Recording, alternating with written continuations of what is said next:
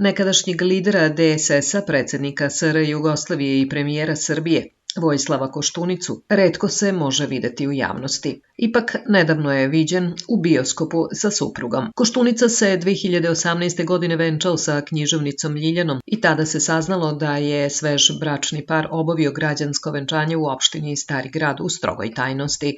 Svoju srodnu dušu pronašao je u Ljiljani, koja je pisac. Počeli su da se druže oko godinu dana posle Zoričine smrti. Vezuju ih slična interesovanja, a vremenom su se zbližili i odlučili da obave građansko venčanje.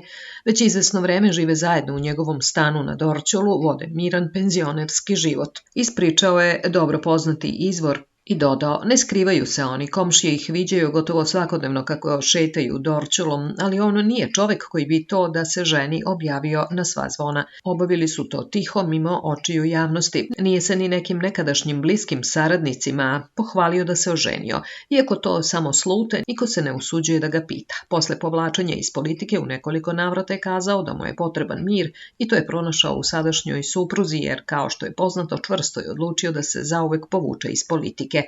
Koštunici je ovo drugi brak. Bio je oženjen profesorkom pravnih nauka Zoricom Radović, koja je preminula 2015. godine posle duge i teške bolesti.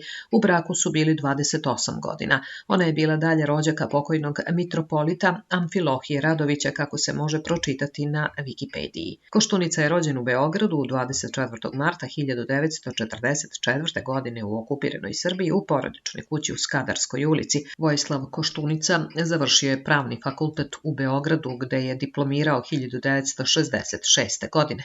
Magistrirao je 1970. sa temom Teorije i praksa jugoslovenskog ustavnog sudstva, a iste godine izabran je i za asistenta na pravnom fakultetu. Doktorirao je 1974. godine. Iste godine je morao da napusti fakultet zbog svojih političkih stavova, čime i počinje turbulentan period njegovog ličnog i profesionalnog života kao političkog disidenta u Titovoj Jugoslaviji.